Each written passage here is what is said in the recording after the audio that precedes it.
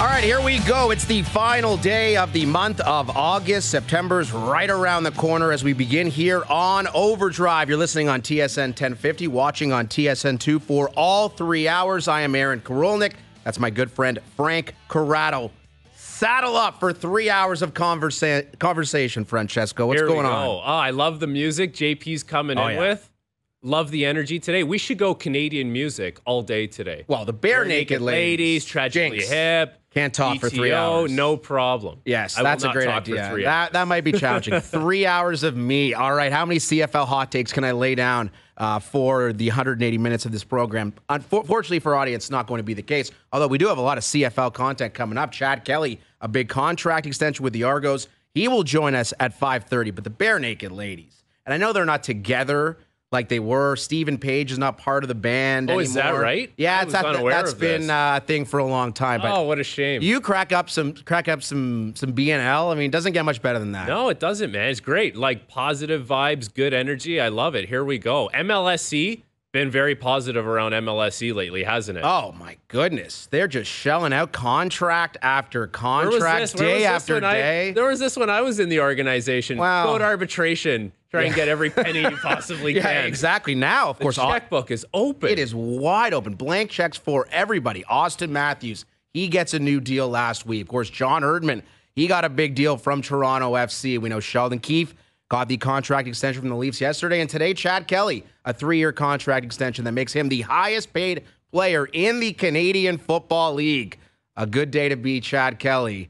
And a good day for some sports radio, my man. That's it, man. And if you're the Argos, you got your quarterback locked up. This guy's been unbelievable for the team. They're 8-1. Things are good for the Argos. Now, like you followed the CFL for a long time very closely. Correct me if I'm wrong in saying this. The years where the Argos have won the Grey Cup most recently, those are the years where they weren't really expected to win. They were maybe that team that flew under the radar. Yep. They are the front runners this year. So let's go back to 2004. Damon Allen, the quarterback of the Toronto Argonauts, not necessarily the best team in the CFL. Of course, 2012 when the Argos won at home at the Skydome. I think they were 9-9. Same with 2017 in the snow against Calgary. They were a huge underdog. Last year against Winnipeg, they were a pretty big underdog in the Grey Cup. But yeah, this is a completely different Everyone animal. was counting them out last year against. It was Winnipeg's game to lose, and sure enough, they lost it. And Chad Kelly eventually factored into that game with the game-winning drive. Yeah, and Kelly is such a great story, and he'll join us again at 5:30, where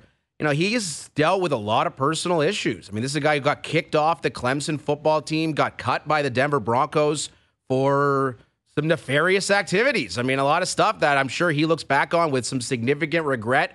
But I think the way that he has put his career back together with the Toronto Argonauts, and listen, do I think this eliminates the possibility of one day exploring the possibility of the National Football League? We'll have to ask Chad when he joins us.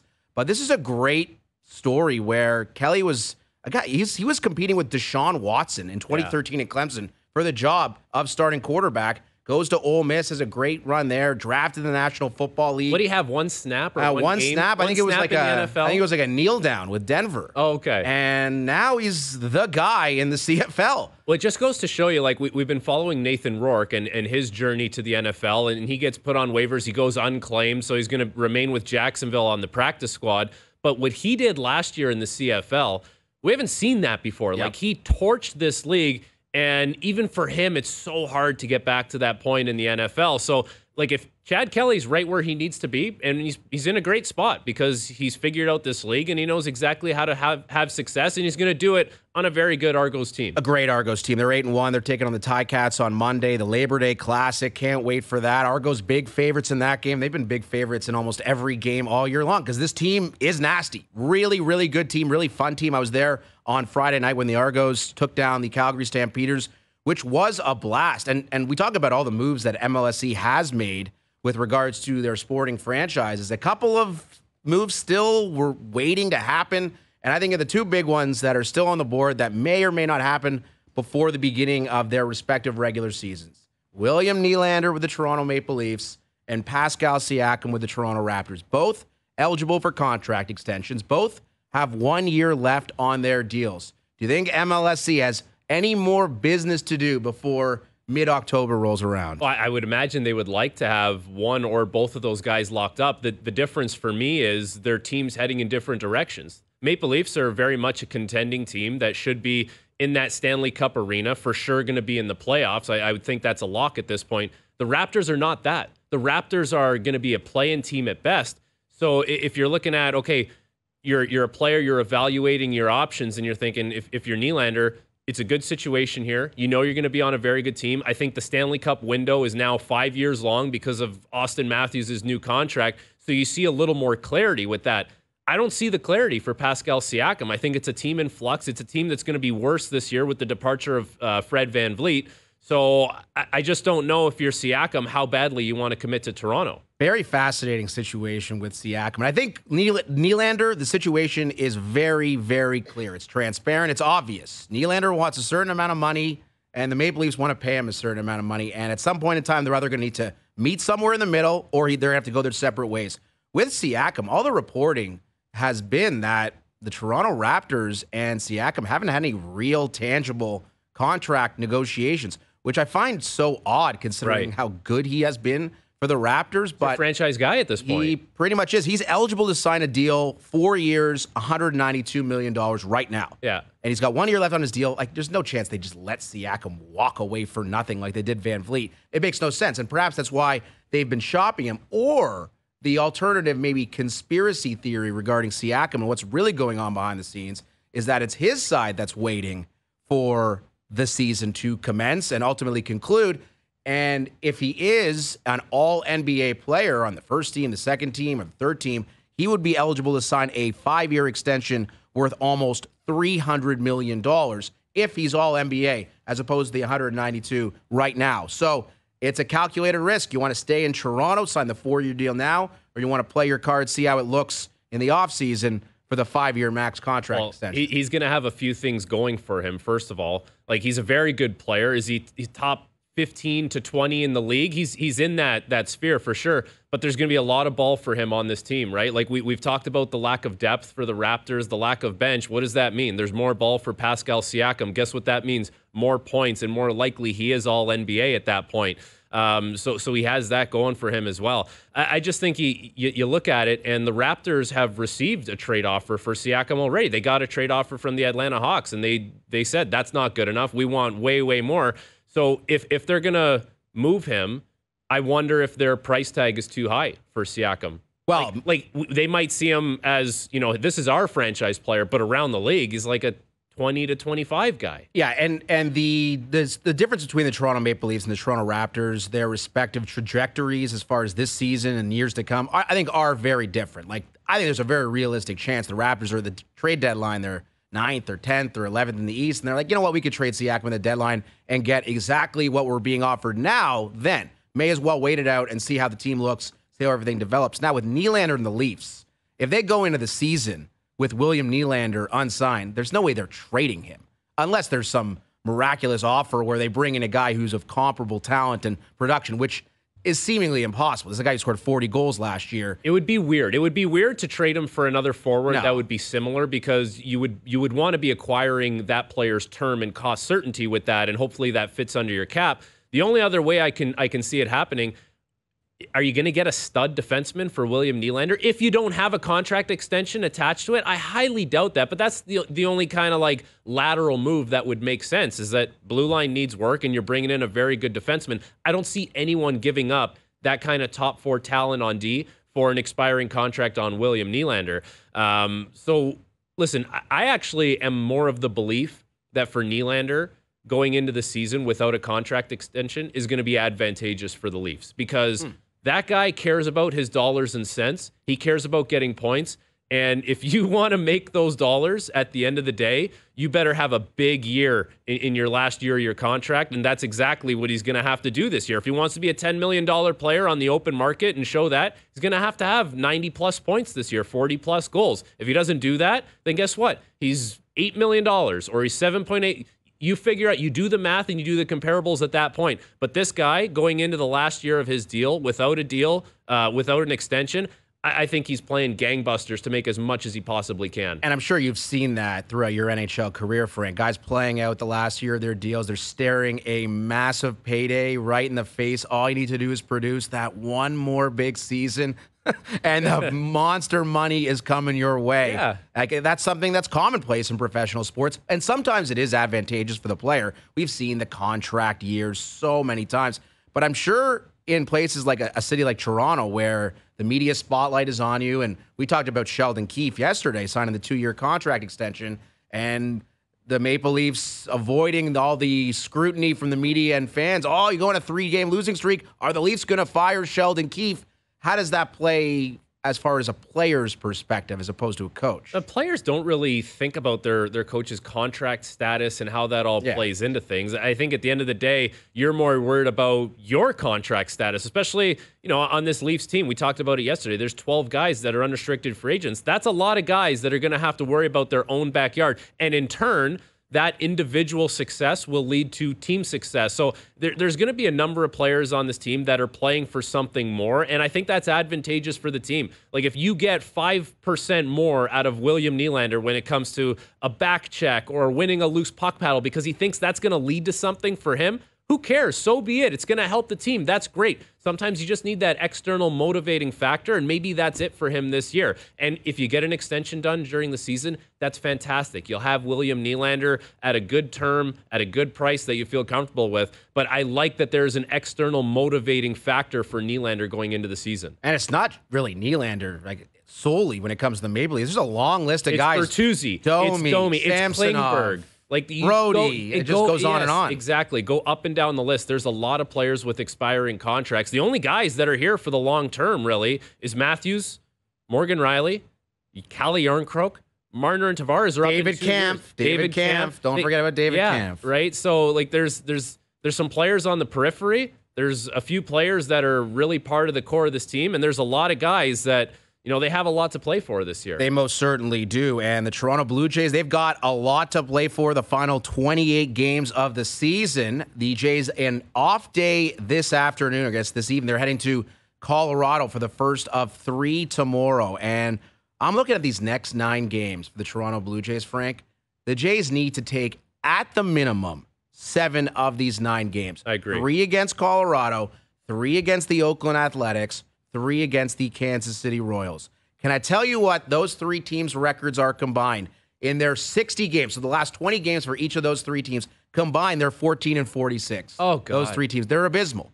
And the Toronto Blue Jays, listen, it's funny how one day can fundamentally alter your perception of a team, especially in a playoff hunt. And listen, this time, we're sitting here yesterday. We're like, man, the Jays, Alejandro Kirk, pinch running. What are you doing, Schneider? Vladdy grounding out, yada, yada, yada.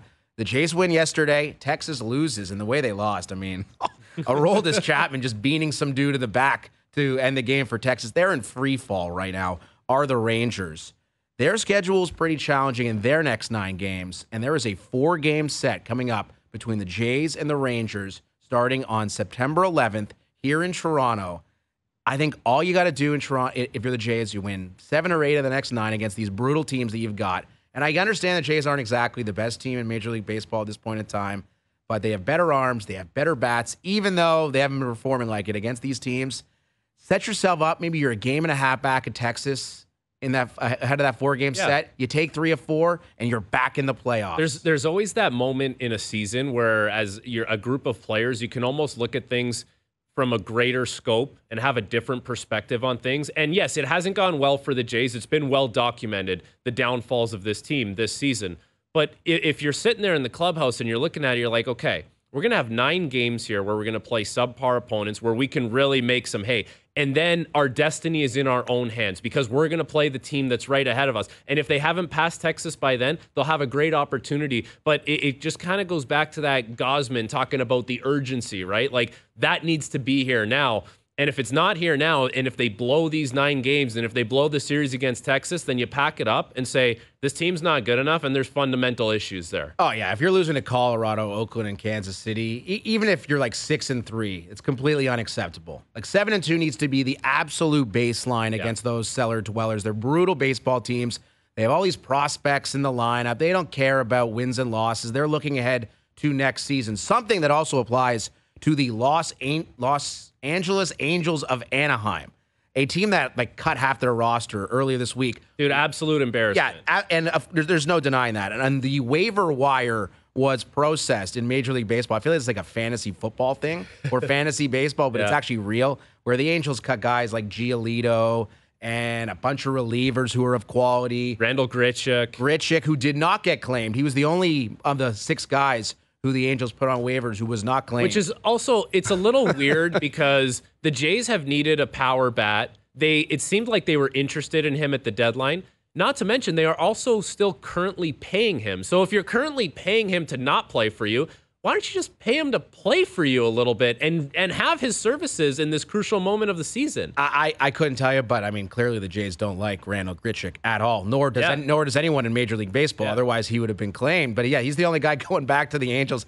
All his buddies are flying out on a private jet to various destinations, but he's staying put Cleveland in was LA. One of the teams that was very busy. Cleveland was really busy. They bring in Giolito, a couple of relievers. We saw Hunter Renfroe, who is really the only impact guy. Like, as far as the offensive side of the game goes, he has 19 home runs, had a really couple very productive games recently, did Hunter Renfroe. He is on the way to the Cincinnati Reds, a team that's just a game out of the playoffs behind the San Francisco Giants in the National League. So Renfroe would have been perfect. If the Jays could have snagged him, like he would be second in the team in home runs. You just add him to the lineup. All of a sudden, you have a guy who can make an impact with power, and that's really what they need. They just need a guy, and at the deadline, they were rumored to be interested in Teoscar Hernandez. That reunion didn't work out. Seattle kept him, and he's been outstanding for them ever since. Well, it's weird because Seattle traded their closer at the deadline to Arizona, and then now they've rattled off all these wins in a row. They're the hottest team in baseball. Julio Rodriguez is hitting home runs left, right, and center. And I guess, we talked about the Jays not going after Randall Grichuk. Maybe they put in a claim on Renfroe, and Cincinnati, who has a worse record, obviously would have priority over the Jays in that situation. Oh, I think that's exactly what happened. Yeah. Exactly what happened. And Major League Baseball's waiver wire is different than fantasy sports. You have the number one priority, and we'll talk some fantasy with Michael Fabiano coming up at 6:30. Big night at TSN 1050. Huge night at TSN 1050. The annual draft in which all of your favorite TSN 1050 personalities, producers, board operators, all taking part. It's going to be an outstanding Smack talk is outrageous already in the WhatsApp group. It really is. Intern Josh is already getting Josh is not an intern. Josh actually has multiple roles here but at TSN. He's still an intern. Yeah, I don't think so. In our hearts, he's graduated. He's far past an intern. But it doesn't work like that. Like, you have the number 1 pick, you claim somebody, now you have the number 12 pick. That's how it works in fantasy. In baseball, if you have a bad record, you can just snag all these guys like the Cleveland Guardians did. Yeah. And that's very advantageous, unlike the Toronto Blue Jays, who were just good enough not to get anybody. So another spot where Cleveland's the Jays 11 and a half themselves. games back of the last wild card spot. They can't possibly think they're going to get in it. Well, the Minnesota Twins are within striking distance. For the division. In the AL Central. Okay. And Terry Francona, their manager in Cleveland, probably going to step away. So I think they're like, all right, let's take one last shot at it for time for Terry. But come on, it's probably not going to happen. I think Fangraphs has the Guardians at a 5.5% chance to make the playoffs. We just saw them; they're no good. Well, but they pitch well historically, the Guardians, but they never have bats. And then there's another one. Randall Grichuk is a bat that you could have had, but they didn't claim him either. Meanwhile, they claimed everyone else that they possibly could. I know. It's peculiar. I'm not really sure how it all works. But for the Angels, they're thrilled because they shed $7 million in salary. Dude, Mike Trout next year, how quickly is he asking for a trade? Well, I mean, Mike Trout can't stay healthy either. He's not part of the I realize he's part of the problem, not part of the solution right now. If he's eating up, $40 million a year as far as their salary goes, and he can't stay on the field, how many times can the man injure his hamate bone? No, I get that. But at the end of the day, Shohei's been there. Team's not great. So, one player is not making the difference clearly in LA. Yeah, I don't know what they're doing with that extra money they're saving, cutting all these guys. But, I mean, what's the difference? You get a better draft pick. You basically lose out, and you save some money. You roll it over to next year. Hey, Shohei, we'll give you an extra $7 million next year that we saved at the trade deadline. But, man, There's just 0% chance Shohei's going back to the Angels. I don't know. No chance. Do you think they would have consulted him before cutting all those guys? Do you think, hey, Shohei, we're thinking about Artie Moreno is the guy that's that cares about player input. I think all he cares about is dollars and cents and his bottom line. And he looks at it and says, why am I going to be in the luxury tax with a team that's not going anywhere? After the trade deadline, they traded all kinds of picks and prospects to position themselves to go after a wild card position, and they stunk. So he's like, we're not paying this money. What an abomination the Angels were all year long. They were way out of the wild card race when they made all those moves, and instantly they went into the trash can upon making all those trades. You ever watched for the all Angels those guys game on TV? No, I generally have better things to do. I don't. Well, when this team's doing something, when Trout and Ohtani are in the lineup and they're getting good pitching, and the Angels could be an intriguing team, but they're just a debacle. And this will go down as one of the worst trade deadlines in the history of professional sports. I mean, it's really hard to dispute, not because of the process, which you could argue was sound, but because of the result.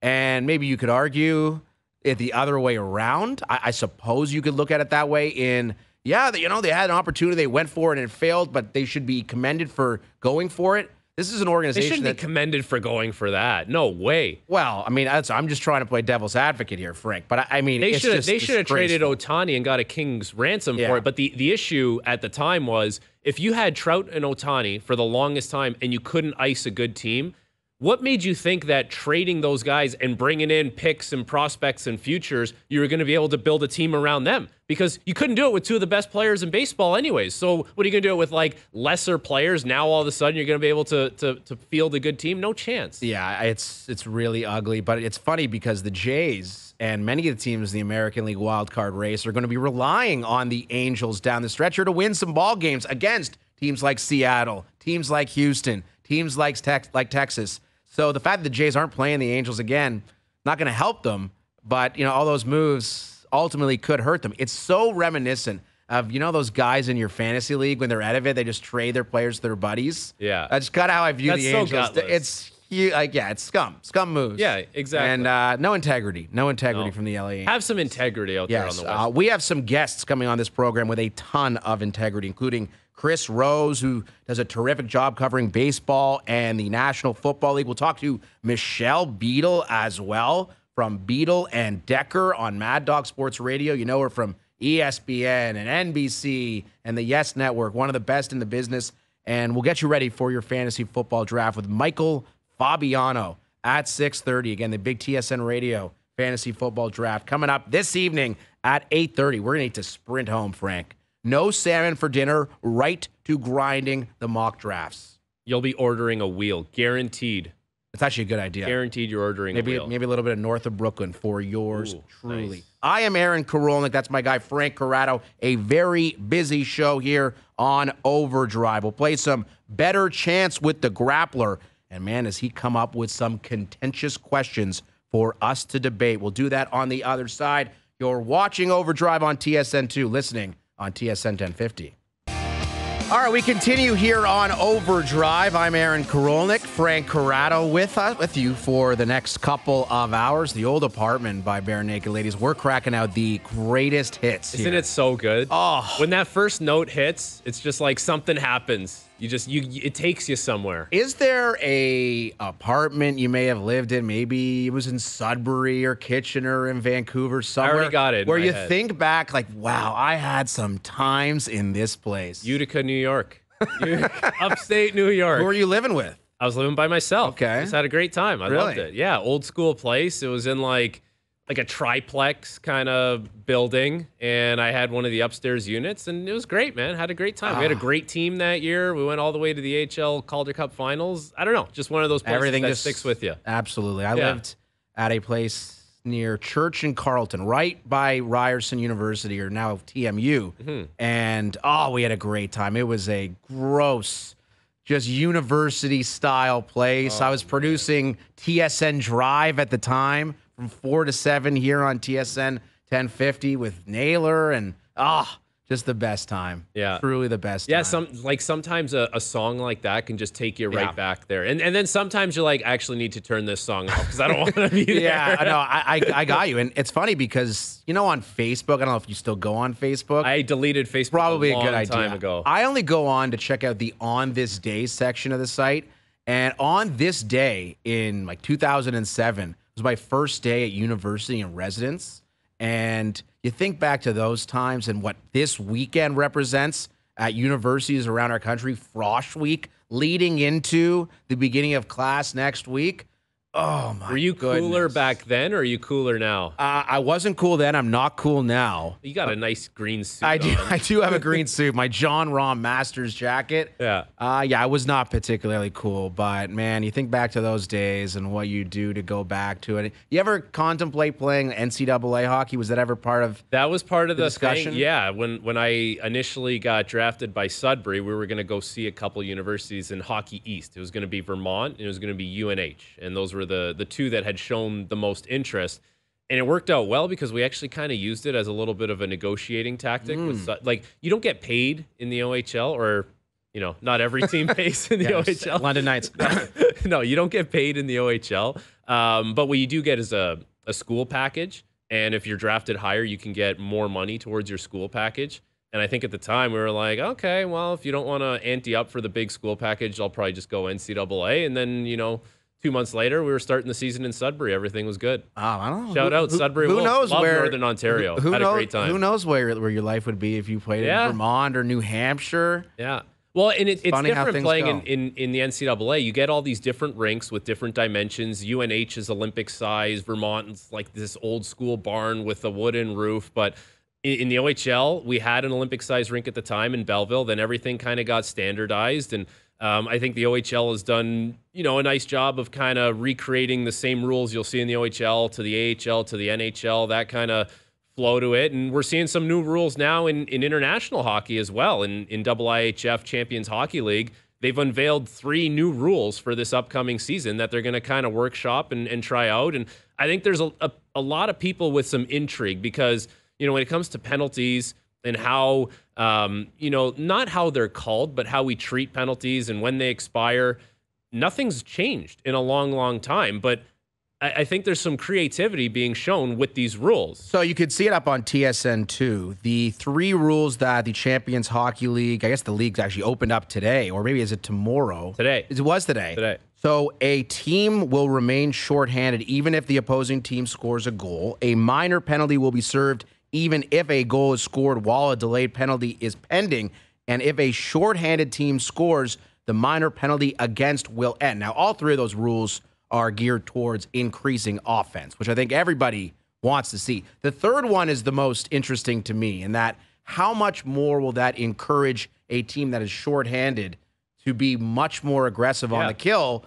And, maybe you're doing some more pinching. Maybe you're a little bit closer up on the forecheck. That might lend yourself just more offense. And that, I think, is a very intriguing thing. Now, I will say the first 2 for a team like the Edmonton Oilers, and my understanding is in the 50s, the Montreal Canadiens put an end to the first rule. I believe because Gord Miller tweeted that. Yeah, and makes sense. I mean, they were probably racking up a ton of PPGs, and no one could stop them. Like, all right, we got to figure out a way to slow this offensive machine down. But listen, I'm all for more offense in hockey, especially in the National Hockey League. We've been getting it. I mean, goal scoring was at not an all-time high, but it's been up. A recent high. Goalies have been having a hard time, and teams are trying defensively, but the influx of speed and skill in this league has really taken over. My favorite one out of those 3 is actually the third one, where if the shorthanded team scores a goal, that negates the rest of the penalty. I just like that. I think it rewards a team for having a good penalty kill, for showing some offense on the penalty kill, and it kind of burns teams that want to get sloppy and lazy on the power play. And if you don't want to come back to your own zone, then deal with it. You'll have to chew on that. You don't get your power play anymore. The first one is actually the one I'm the most weary of, because we see it in the playoffs, especially, where referees will be hesitant to call certain things, and because, well, is it worth a call, right? Well, now they're going to be taking into consideration that just because you score a goal doesn't mean the power play is going to end. And so these critical moments where we don't see calls happen as consistently, now referees are going to take into account it's not just going to be 1 goal. It could be 2 goals scored here. So do I even want to make that call? Like, I wonder if they just if they're more weary about making that call at critical moments in the game. The other one I have no problem with, where if it's a delayed penalty, the team scores with the goalie out, extra attacker, you're still getting the penalty. I don't see any issue with that. But the first one is the one I'm a little more weary of if it were to come to the NHL. Yeah, I mean, you talk about you're in the Stanley Cup Finals and you get a 2-minute high sticking penalty and you score 3 times and that's the game. I mean, that's got to be a concern. I think you're right, and that'd be something I would be concerned about in implementing something like this, where you don't want a singular power play to fundamentally change the entire game. And you score once, of course, that makes a significant impact itself. But the idea of 2, 3 goals, I mean, what Edmonton was able to do last year in the power play was something special. Well, I see it more the other way. If you get boarded, if your team, you get a boarding call or you think it's a boarding call, now the referee's like, maybe it was shoulder to shoulder. I'm not going to call it because I don't want your team to go on the power play and score 3 goals now. And it's like a wishy-washy kind of call. Right? So you think it would reduce the number of penalties that are called? I think it might reduce the amount of penalties that are actually called, because referees will look at it and say, I don't know, it's a critical time of the game. Do I really want to make that call? Edmonton's got a 35% power play. They could win this game now with 2 or 3 goals in 2 minutes, so I'm not going to call it. Now you're sitting there thinking, okay, we implemented this rule for more offense, but now it's like managing the game has just elevated another level because of that. No, makes sense. And of course, penalties are called with less frequency in the Stanley Cup playoffs to begin with. You add this added wrinkle, it might even be less and less. I mean, who knows if anything is called when it's all said and done. It basically, the games could be like overtime, where it's like high sticks only or puck over glass penalties. Anything that's an automatic call, and that's it. Basically, that's it. And you know what? So this Champions Hockey League, we carry it on TSN. We'll have the games throughout the winter, so you can check it out and see how it looks. But I'm excited to see how it goes. I'm a big fan of the third one. I think the second one is a no-brainer, and I'm skeptical about the first one. Yeah, and I think with the third idea, which is if a shorthanded team scores, the minor penalty against will end, maybe that could encourage coaches to deploy their best players, their best offensive players, more on the penalty kill. Of course, Mitch Marner's a guy who kills a ton of penalties. Think about how much more valuable Mitch Marner becomes. No doubt. Because now it's like this guy kills penalties and he's very good at it, but he can also score shorthanded or set things up shorthanded. So it just adds more value to some of these really good players that aren't just, your typical fourth line PK specialist guys. You get some good players out there now, some smart guys. I think back to Mike Richards when he was playing with the Flyers. So many shorties. Like, I remember the goal he scored on a 5-on-3 where he's the only forward out there. And he just picks off a pass, goes the other way, dangles somebody and scores. Well, how about those guys would be so much more valuable. Like, if you're a player who is really good on the PK and you have quite a few shorthanded goals this coming season, and you have an expiring contract, if that rule is in effect, don't you think teams look at that and say, yeah, I'm willing to spend another $500,000, $700,000, $1 million for that guy? He scores shorthanded goals, and I know shorthanded goals means that we're going to negate more power plays. Now, not to temper your excitement, this is the National Hockey League here, where rule changes and progressive thinking isn't necessarily something that actually comes to fruition very often. But it's good that the Champions Hockey League is doing it. As you mentioned, you can see it on TSN. You're part of the broadcast team. You guys do a terrific job. So perhaps, Gary, Bill Daly, they're watching Frankie doing his thing on the broadcast. Like, you know what? Number one, I like this Frankie character. Number two, I like some of these rule changes and anything to continue to increase offense. Now, I will say, McDavid probably picks up another 15, 20 points. Oh, yeah. Wait, let's just say the NHL did implement all of these rules. Like, you're talking about McDavid, who had, 160 points last year, whatever the number was. Maybe it was in the mid-150s, a preposterous amount. Yeah. You're talking about an extra 20 points easy here if these 3 rule changes are put in the NHL. Those nights that Edmonton Oilers power play is absolutely cooking, and they score how many times this year did those animals score 8 seconds into the power play? Oh, yeah. And they still got a minute 52. Imagine putting them back out there, and you're the Anaheim Ducks, and you're like, oh, God, this thing needs to end right now. Evan Bouchard might have 120 points in a season like that. Draisaitl, I'm sure they're kind of cringing. It's like, all right, Draisaitl, McDavid, these guys are going to make enough money in their next deals. Yeah. Bouchard on this bridge deal, this 2-year deal he signed. Yeah. Maybe Zach Hyman, Ryan Nugent-Hopkins, whoever else on that PP. Who's got a better chance of getting 80 points this year as a defenseman? Evan Bouchard running the Edmonton Oilers power play, or Erik Karlsson running the Pittsburgh Penguins power play? That's a fascinating one. I mean, I think when Edmonton traded Tyson Barrie ahead of the deadline in Nashville, they were like, all right, Bouchard, this is your baby here. They gave him the keys, man. You're the new quarterback of our power play with McDavid and Draisaitl. It's only his second year in the league. Hyman. I think it's crazy to say because I mean Karlsson's coming off the first 100-point season for a defenseman since 1992. Yeah, but I think I would go with Bouchard, and I'm not a fantasy hockey guy anymore, but he's got to be a top 5 guy easy amongst defensemen, considering what that Edmonton power play is capable of. And he's running that show. Yeah. My goodness. Dude, everything goes from him to McDavid, him to Draisaitl. And all those guys do is score goals. McDavid had over 150 points. Draisaitl, all he does is score 50 goals year after year after year. I don't know. Like, Erik Karlsson is obviously coming off an unbelievable season, and he's going to be in a great situation in Pittsburgh with some great players on the power play. But Chris Letang is there too. Maybe he spots in on power play 1 every once in a while, more than every once in a while. Evan Bouchard, he's the guy on that first power play unit, and he's playing with 2 of the best players in the game. So. Yeah, and now when you bring up the idea of power plays, how certain are you that Morgan Rielly is still going to be the quarterback of the Maple Leafs power play, or will it be John Klingberg? If you had to put your money down on one of those guys, who would it be? I would say Morgan Rielly is going to start the season running the power play, but at some point we're going to get a look at John Klingberg on the first power play. I think it would be foolish to not see what he can do on that first power play unit because it's a different look, it's a different element. Morgan Rielly runs a good power play. The stats have been there throughout his career. He can score goals. He can make that first pass. He does a good job, but Klingberg's different. He'll step into a one-timer. He's maybe a little more dynamic on the blue line. So I would actually be very intrigued to see what that looks like with Matthews and Marner up top at the umbrella and see if maybe that throws teams off a little bit because they kind of know what to expect when it's Rielly, Matthews, and Marner up there. Yeah, I mean, the idea of pulling Rielly off of the top power play unit after the postseason that he just had, where he was just unquestionably the Maple Leafs' most consistent player throughout that postseason running. It was very impressive. And Florida, I don't even think you can make an argument for anybody else as far as the big moments, the production consistently throughout the how many games was that? 11 games between the Tampa and Florida series. So I don't think you're pulling Rielly off PP1 to start. But Klingberg, I mean, he signed a 1-year deal, $4 million per.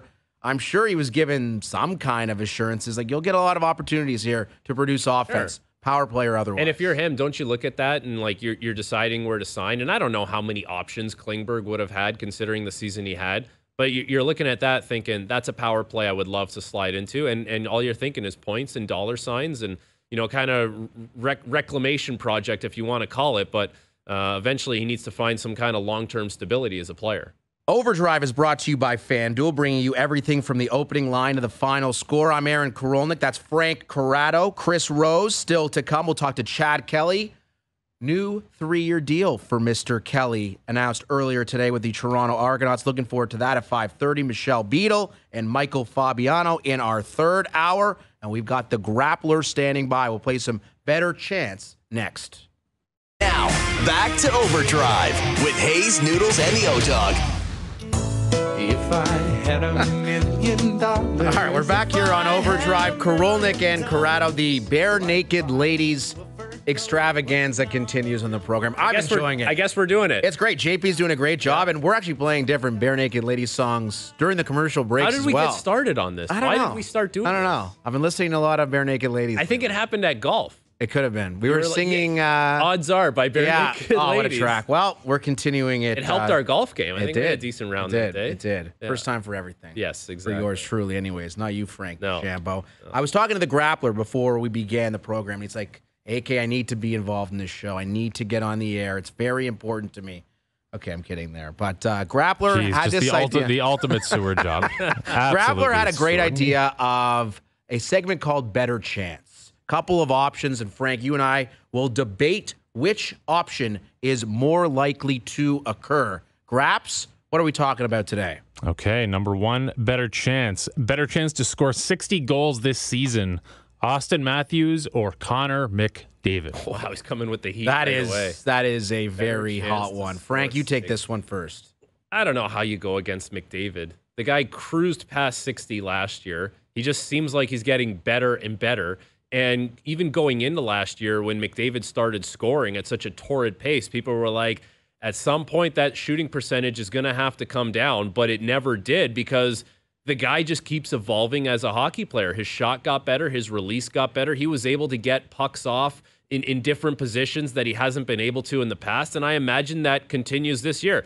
Auston Matthews very well may score 60 goals this year, but better chance, I think it's Connor McDavid. It is. I'm with you. It is impossible to argue against McDavid. It's like McDavid, or you don't even need the or. It's like the answer is McDavid. That he's more likely to do it. I don't even care what is to follow in the sentence. It is McDavid. But it is fascinating to note that prior to last year, when McDavid did score 64 goals, his career high was 44.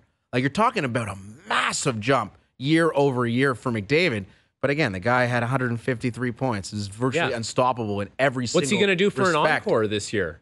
I mean, would you take over or under 150 points for McDavid? I think I'm going to take the under, but I don't know. Like, of course, the health is a big part of it. Sure. You can't bet on a guy playing 82 games every year. McDavid played 82 years ago and 82 last year, so he's been very healthy. And Matthews has been injured a lot, whether it's been the shoulder or the wrist. He's had injury issues. And even last year, he played a certain portion of the season through some pain. So hopefully he's healthy. And there's a very good chance, if he is, that he's pushing on 60 goals again, which, for Auston Matthews, he's got to be that perennial 50-plus goal guy. He makes $13.25 million.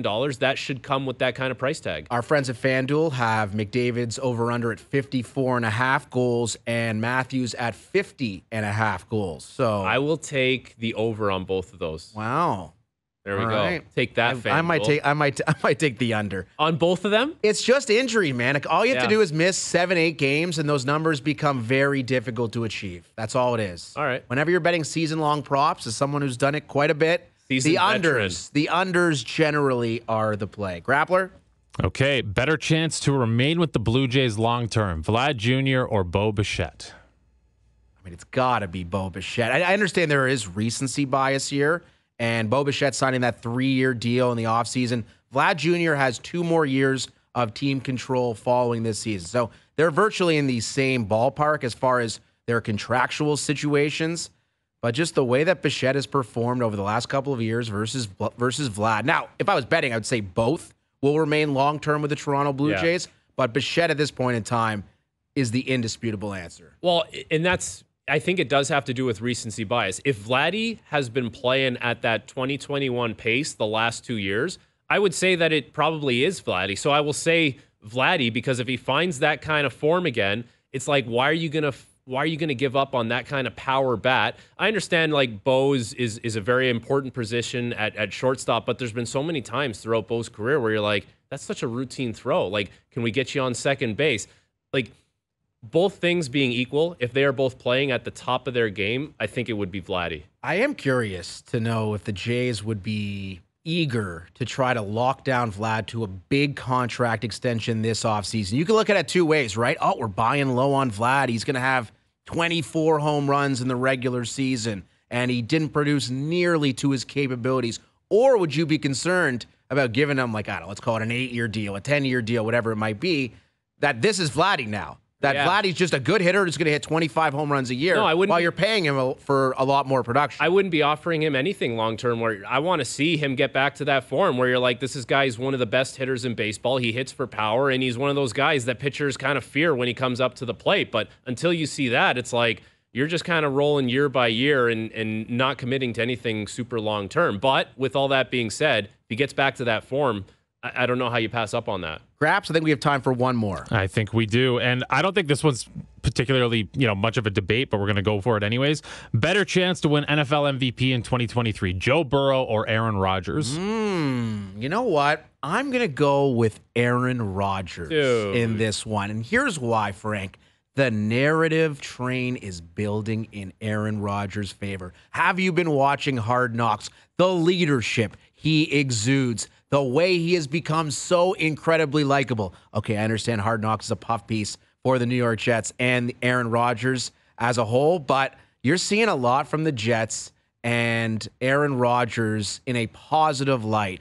And it's the media who's voting for the National Football League's MVP. What if the Jets go out, win 13 games, win the AFC East?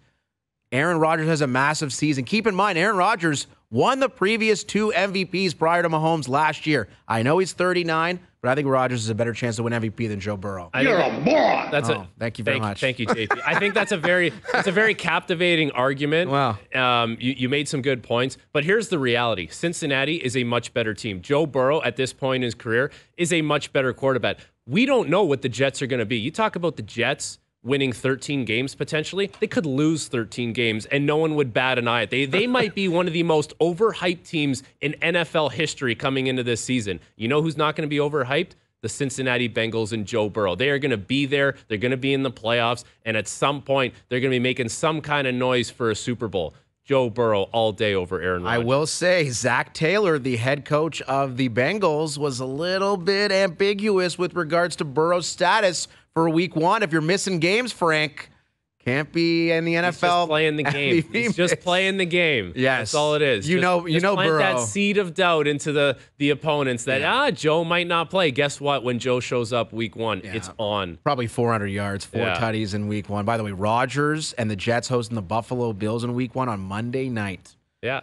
1 week today, it all gets going. 0-1 for the Jets. I don't think so. I think that's a 1-0 start for the New York Jets. Well, one of those teams will be in one. Yeah, the NFL starting 1 week tonight, Kansas City and Detroit. We'll get into that with Chris Rose, who, of course, does a terrific job hosting baseball content, football content, so much good stuff to get to with him. Of course, a conversation about the Toronto Blue Jays as well. Chad Kelly of the Toronto Argonauts at 5:30, fresh off signing the richest contract in the Canadian Football League. Wonder how Chad Kelly is going to celebrate that.